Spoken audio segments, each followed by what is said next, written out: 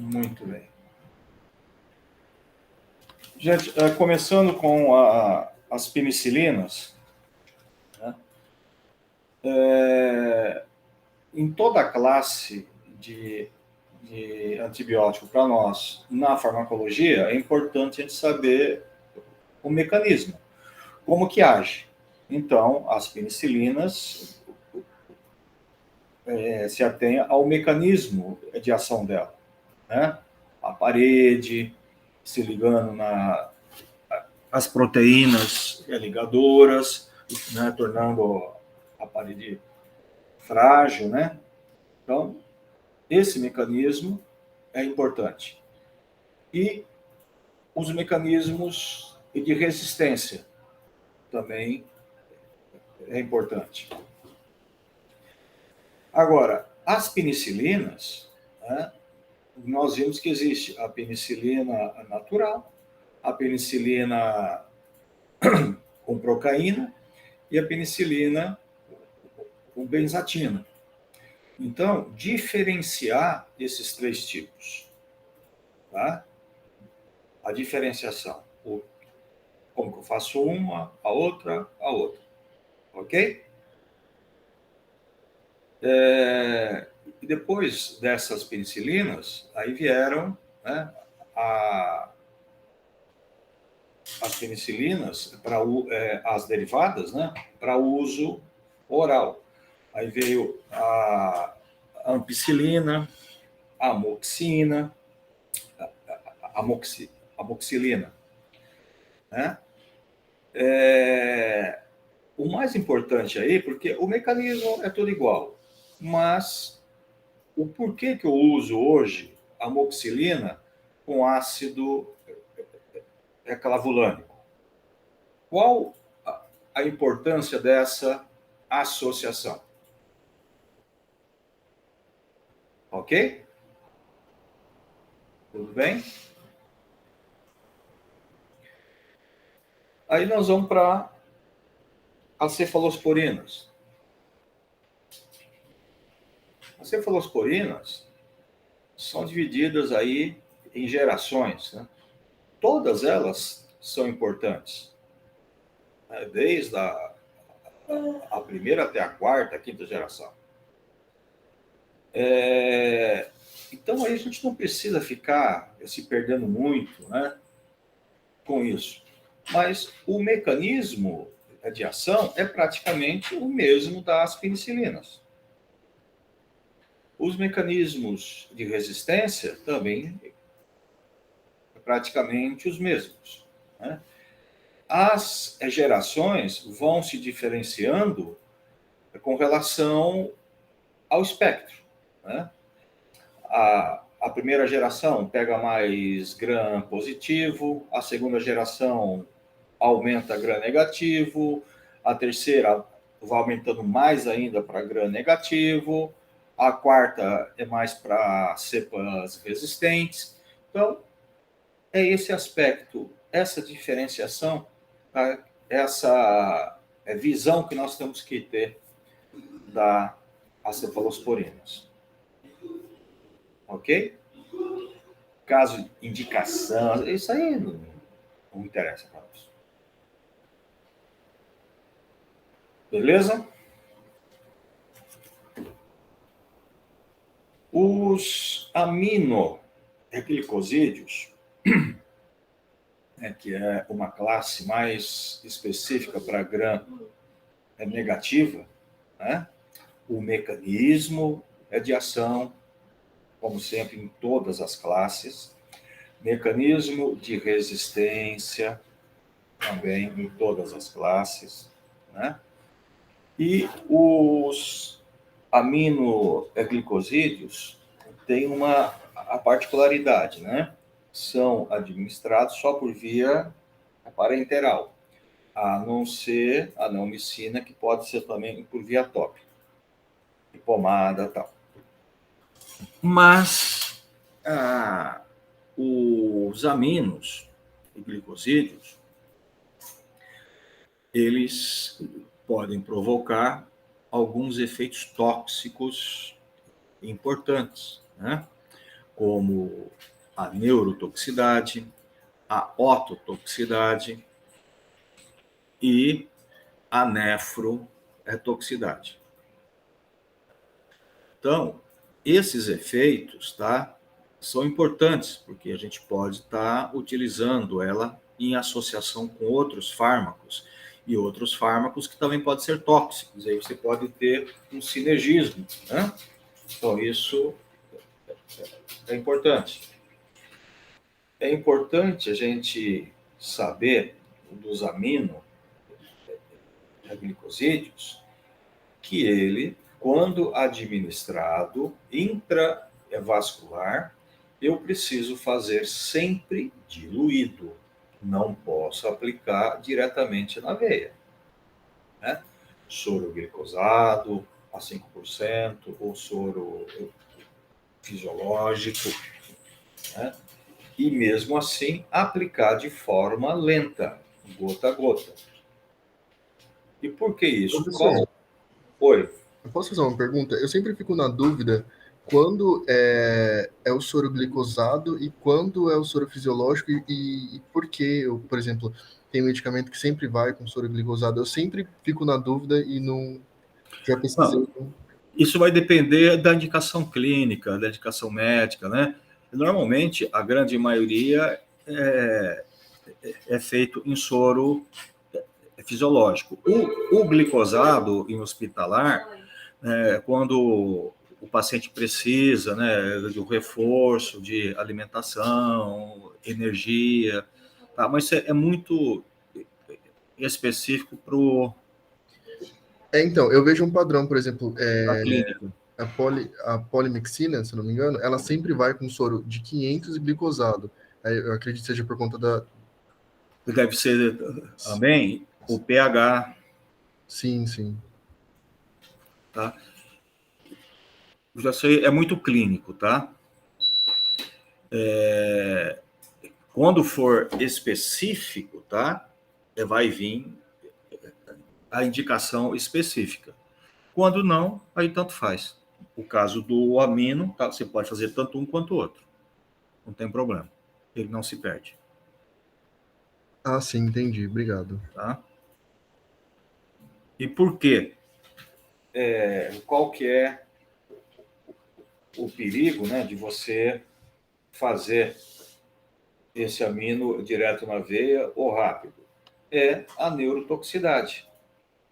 Ele pode gerar o bloqueio de junção neuromuscular. E aí ele pode bloquear a musculatura, especial a musculatura respiratória e até a cardíaca. Então ele pode dar a parada cardiorrespiratória, né? E ele pode também interferir em outros músculos, né? Gerando aquele estado de fraqueza, elacidão, né? E como é que eu vou corrigir isso daí? Como é que eu corrijo essa toxicidade?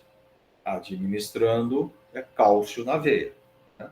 Somente o cálcio é que vai reverter esse bloqueio de junção, ok? E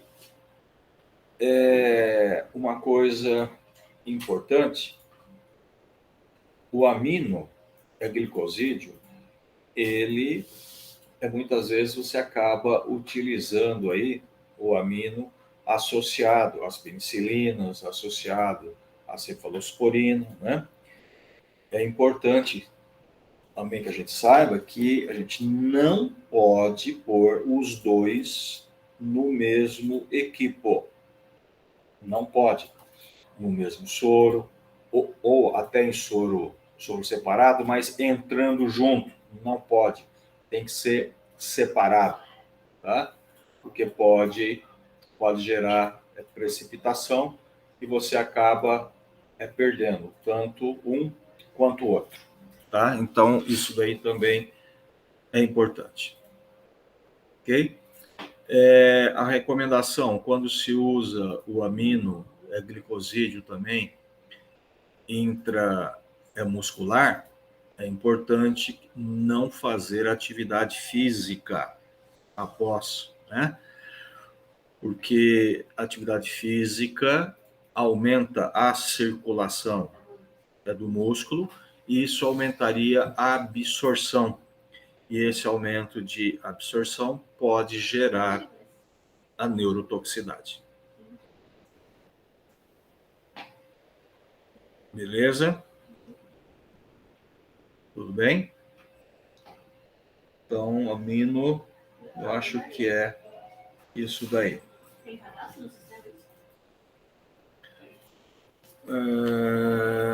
Deixa eu ver aqui uma coisinha.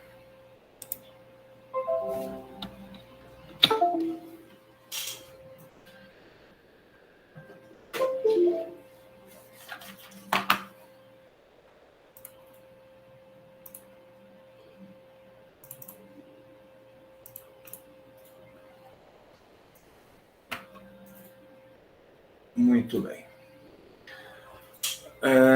Depois nós temos a aminoglicosida, acho que é só isso. Aí nós temos a sulfa, né? A gente falou de sulfa. A sulfa também saber o mecanismo da sulfa, né? A resistência que acontece quando se usa sulfa, né? E a gente precisa entender o porquê do uso que a gente acabou utilizando a sulfa e o trimetoprim, que na realidade é para combater a resistência, né? Mas por que o trimetoprim? E por que o sulfametaxazol? Porque esses dois casaram, né? Isso aí é uma questão cinética.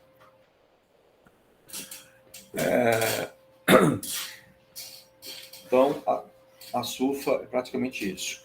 Tem uma observação da sulfa, que é a sulfasalazina, né? Que a gente usa para problemas intestinais. E por que se usa a sulfasalazina? Para colites, para Crohn. Porque a sulfasalazina ela não é absorvida, né?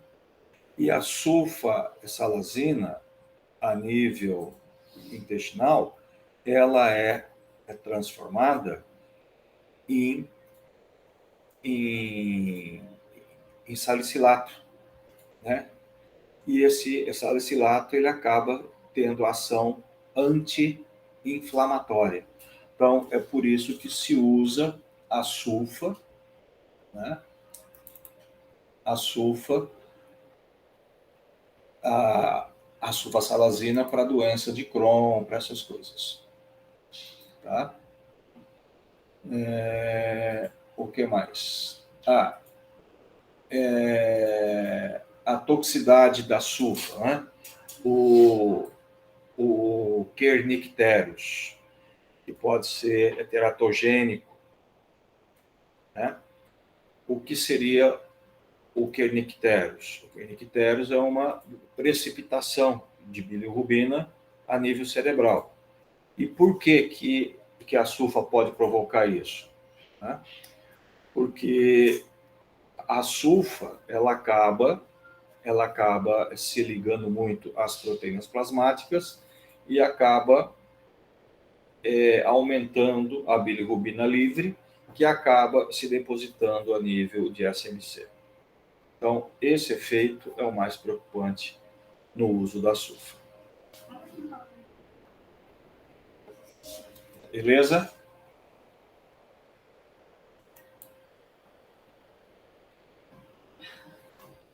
Adivinha quem foi a última pessoa que veio?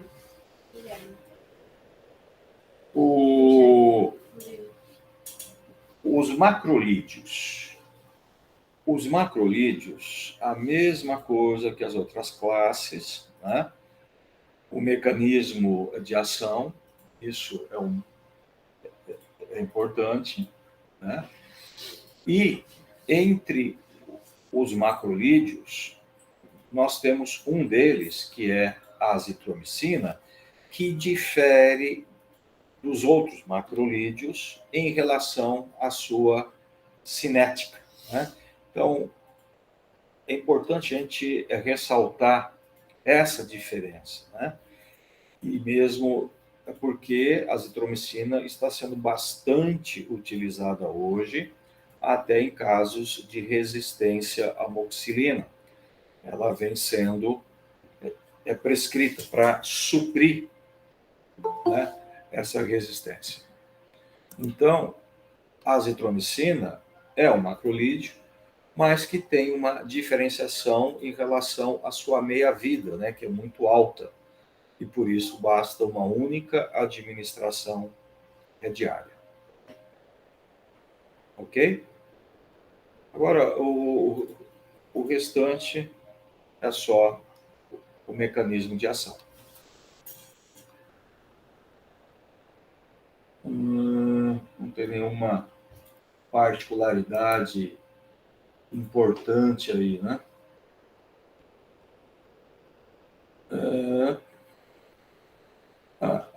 Os macrolídeos também podem dar uma otoxicidade, né? Mas normalmente é reversível, não é tão importante assim. Então, mais a nível de mecanismo. Depois, as quinolonas.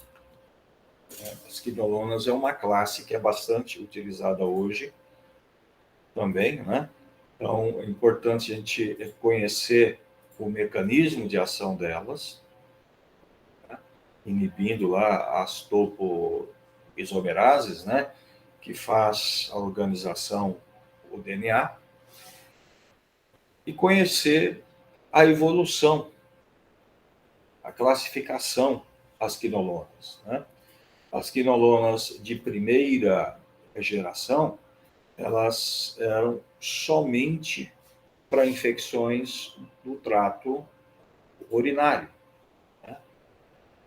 E depois, com a introdução do flúor, veio a segunda geração, ainda com a segunda A, né?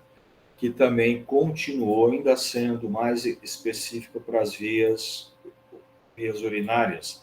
Ela não consegue atingir a via sistêmica de forma satisfatória. Aí, com a modificação à segunda geração, surgiu a segunda B.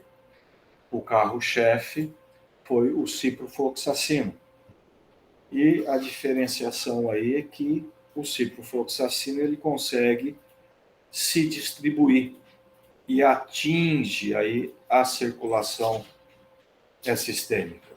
Então, a mudança da segunda A para a segunda B é que a segunda B ela sai das vias urinárias e chega a nível sistêmico. Tá? Essa é a grande diferença.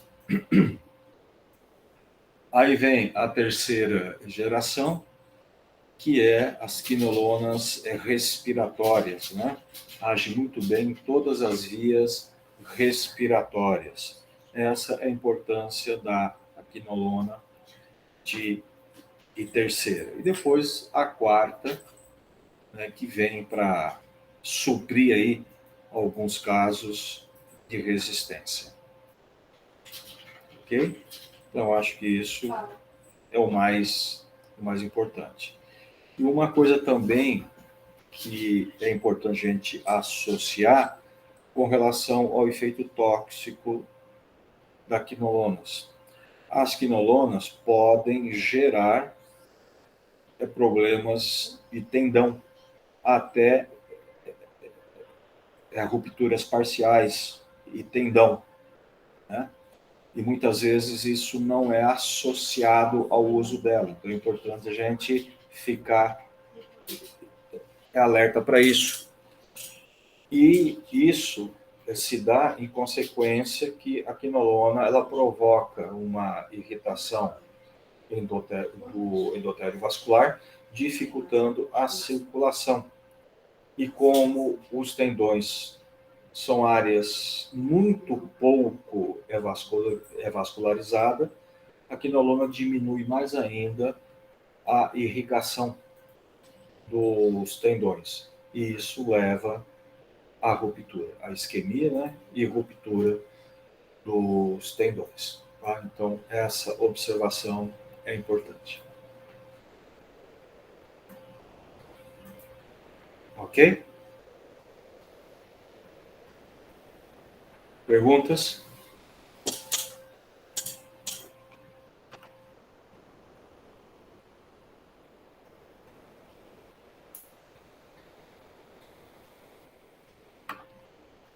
Muito bem. Acho que tudo certo, prof.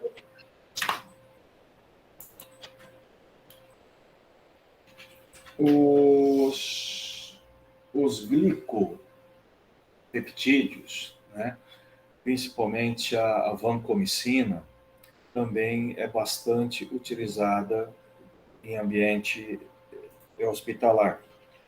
Então, vale a gente comentar e saber, né, sobre ela quanto ao mecanismo de ação dela, né? E que também vai ser um pouco semelhante aí aos beta-lactâmicos. E a vancomicina também só é administrada intravascular, também diluída ou em soro glicosado ou em soro fisiológico. E também precisa ser feito de forma lenta, no gota a gota, né?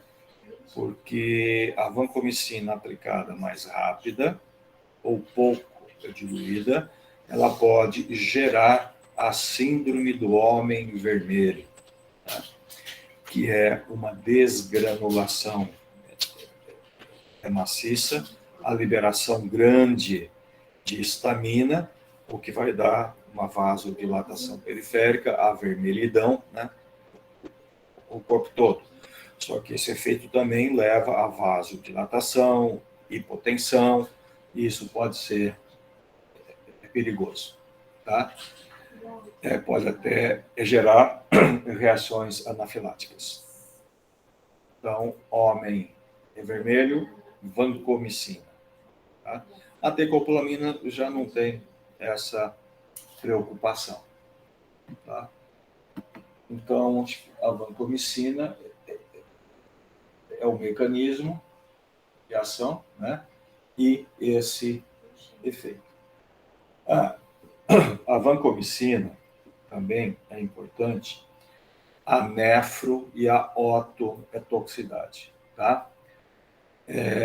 Ela pode levar à insuficiência renal e surdez permanente.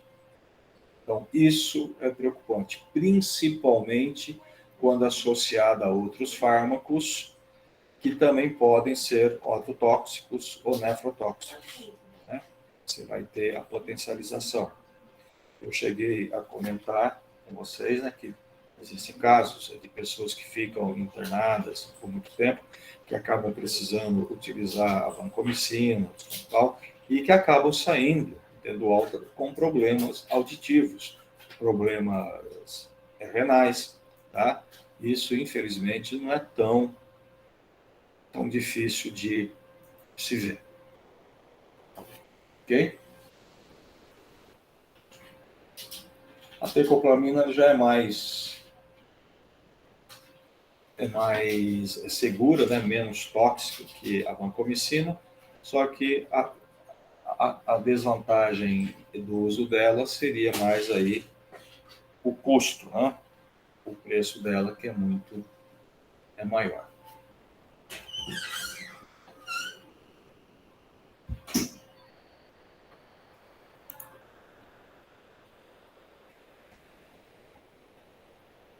Gente, eu acho que isso que nós acabamos de falar dá uma resumida boa aí nessa parte de antibióticos.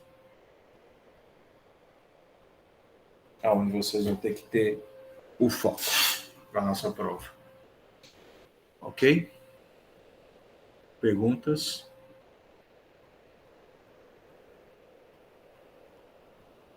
Ok, prof. Tudo certo. Beleza? Eu vou interromper aqui.